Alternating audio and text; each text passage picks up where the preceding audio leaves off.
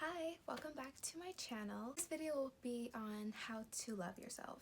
Before we start, I'm going to need you to comment, like, and subscribe so that we can nurture and grow this channel. And with that being said, let me put you on. What does it mean to love yourself? Now, self-love in general, like the phrase, is too broad. Like, what does that mean? Because it can mean different things for different people. Everyone's different, you know. You are an individual with individual needs. There are certain things for you specifically that need to be met. You have to take the time to learn yourself and learn what those things are. I notice a lot with social media that self-love and self-care is often like marketed to us as like it's basically consumerism, because it's like, oh, feeling down, go buy a face mask. Oh, go get your nails done, or da-da-da-da, at least from like a girl's perspective. Self-care and self-love is really just consumerism, like I said, and that's not really doing anything for anyone, because instead of actually doing the things that you need to do to take care of yourself, you're buying things so that you can take care of yourself. And then with that, there's always a new invention, especially now we live at a time with all this technology. So when does it end? You know what I mean? I think when it comes to these concepts, you really have to just like I said before, you have to like really understand yourself and know who you are, and just figure out what works best for you, whether it be routine, methods of enforcing self-care and self-love, and then create a formula for yourself and stick to it, so that when you have those moments where you need it the most, you'll have it and you know exactly what to do. And you'll have those reminders, those healthy, positive reminders of yourself that you're still a great person and that you are here for something.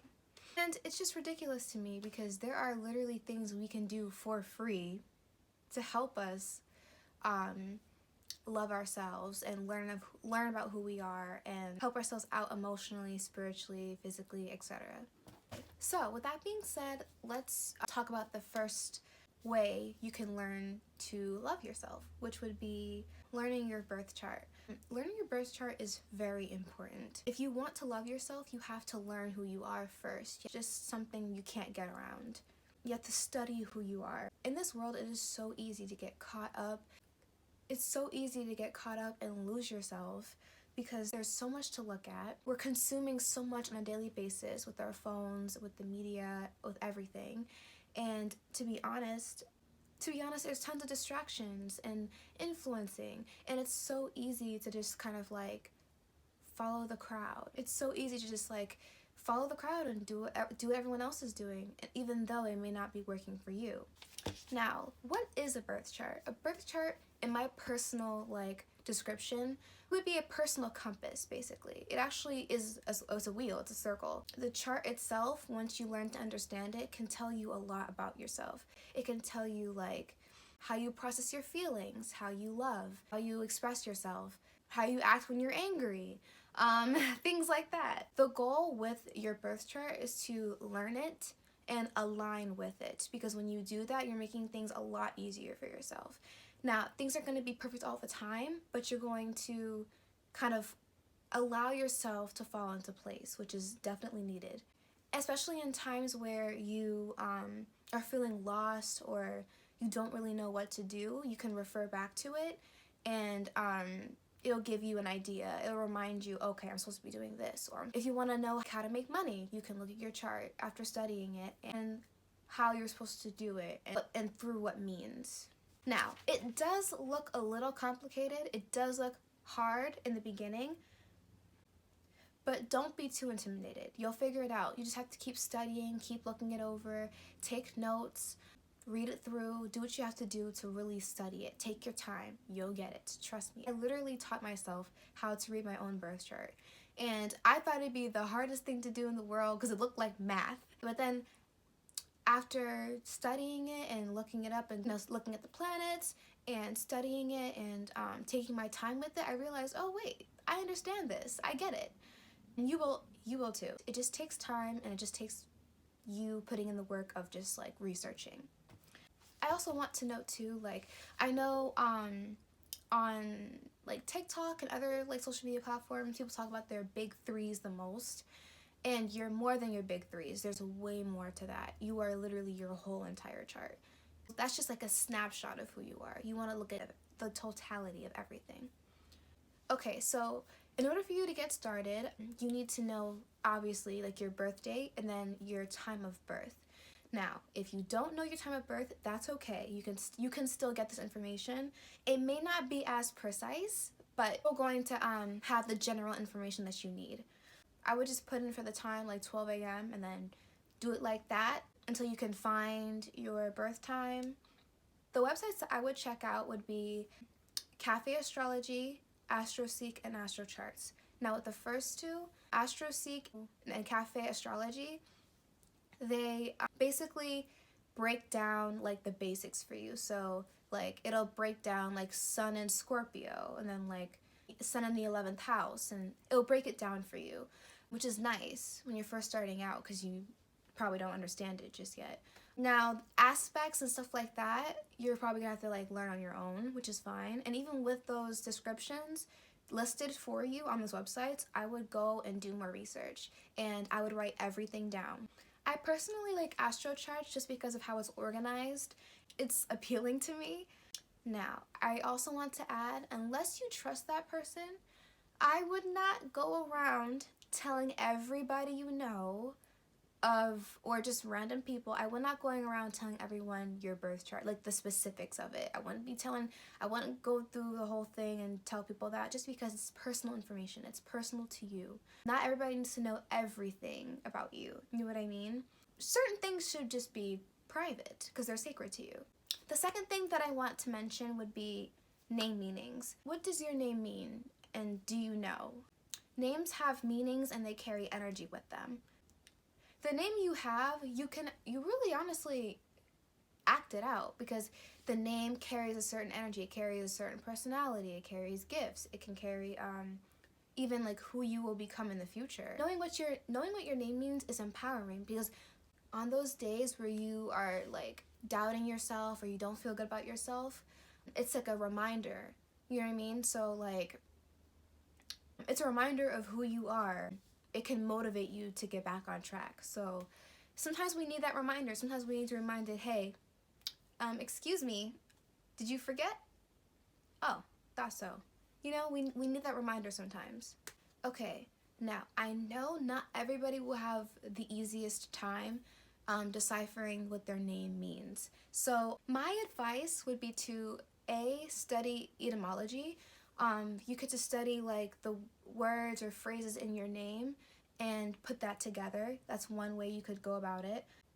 Also, keep in mind, lots of names have different variations and also spelling variations. So, keep that in mind too. I would also look up what your name means in different cultures, because you might get a new perspective on it. And it'll help you put the pieces together even more. Okay, now the last thing that I would look into would be your personality type.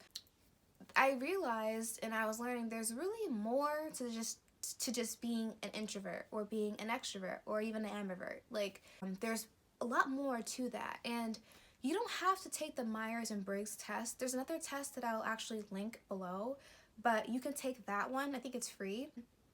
It'll tell you what your personality type is, basically. None of this is new. And everything that I'm talking about, like, none of this is new. This is like stuff that's been out. I'm just talking about it because I think that this will help a lot of people kind of understand themselves better. So your personality type can also tell you, like, same thing with the birth chart. It can tell you what you're good at, your strengths, your weaknesses, your gifts. It can tell you, like, what profession you'll be good in. It can tell you how you think, how you thrive, stuff like that. It can also tell you what other personality types that you will match with that are compatible with you. So yeah, I would take the test and I would see what you get. By the way, let me know in the comments what your personality type is. I'm very curious. Okay, so just to wrap up, these are just 3 methods you could use to get to know yourself and study who you are. Something that I have personally noticed is that I noticed that my birth chart and my personality type actually match. that's something that I've learned. It could be true for other people too. I'm sure I'm not the only person who's noticed that. I think that these systems, even with numerology, because even that matches with my birth chart, so I would really take that into consideration, that these are just different mediums that basically just tell you the same thing, but kind of tell you like the kind of person you are. And these systems tend to like match up in one shape or another, which is like really interesting to me. But it doesn't surprise me at the same time, because like you are you, and no matter what medium you're going to use, like your essence will show up every time, like, because it's you. It is really important nowadays, especially, to like know who you are as a person and to have self-compassion. When you don't know who you are, the world will tell you and you'll believe it. Why? Because you don't have a sense of self, and that's crucial. It's very important to your growth as a person. Like for me personally, learning about my birth chart and these different things have helped me to have more self-compassion for myself, because I understand myself better, why I do the things that I do. And learning about yourself and having that self-compassion allows you to have the same sentiment for other people. When you learn about yourself, you in turn learn about others. It's really important, like, not to beat yourself up over things that make you you. The goal here is to really just like master yourself, like know yourself inside and out. When you better your relationship with yourself, you can have better relationships with other people outside of you too. So with that being said, I would take a look at these things. I would get a notebook and I would just write everything down, study it, decipher it, research, do what you gotta do. I myself, I'm still a student. I've been on my spiritual journey since like 2016, 2017, and I still consider myself a baby. Like, I'm still learning, and there's so much I want to learn. There's other things that I also want to learn too. Like, I just don't want to stop learning about these things. The purpose of all of this is really just to work on the God within. And by you doing the work to understand yourself, you're helping others too, because you're probably going to have people who need you for something, and you can provide them with what they need.